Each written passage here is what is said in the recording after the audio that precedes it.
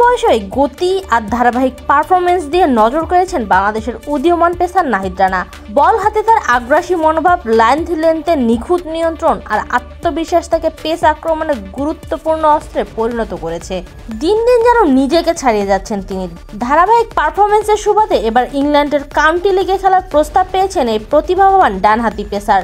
তবে খেলার সুযোগ পেলেও শেষ পর্যন্ত মাঠে নামতে পারবেন কিনা তা নিয়ে রয়েছে অনিশ্চয়তা।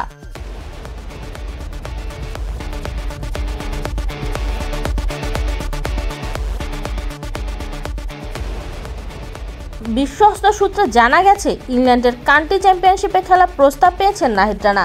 তাকে দলে টানতে আগ্রহ প্রকাশ করেছে একাধিক কাউন্টি ক্লাব। যদিও প্রাথমিক আলোচনা ইতিবাচক থাকলেও তার ইংল্যান্ড যাত্রা নির্ভর করছে জাতীয় দলের সূচির উপর।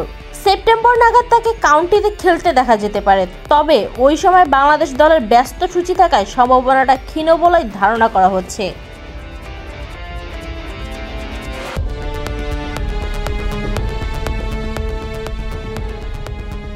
এর আগে আন্তর্জাতিক অঙ্গনে নিজেকে প্রমাণ করেছেন এই ডানহাতি পেসার। বিশেষ করে পাকিস্তানের বিপক্ষে টেস্ট সিরিজে তার পারফরমেন্স ছিল চোখে পড়ার মতো।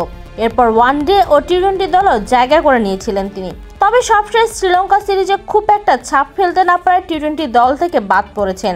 পাকিস্তানের বিপক্ষেও ছিলেন না দলে।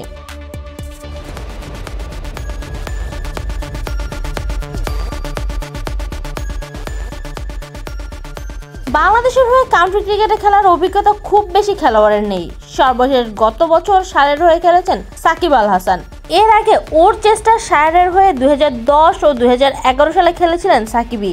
এছাড়া তামিম ইকবাল ও মুস্তাফিজুর রহমানের নামও রয়েছে এই তালিকায়, যদিও তারা দুজনেই খেলেছেন ইংল্যান্ডের ঘরোয়া টি-20 টুর্নামেন্টে। তামিম 2011 সালে খেলেছিলেন নটিংহ্যামশায়ারের হয়ে, আর মুস্তাফিজ 2016 সালে সাসেক্সের হয়ে।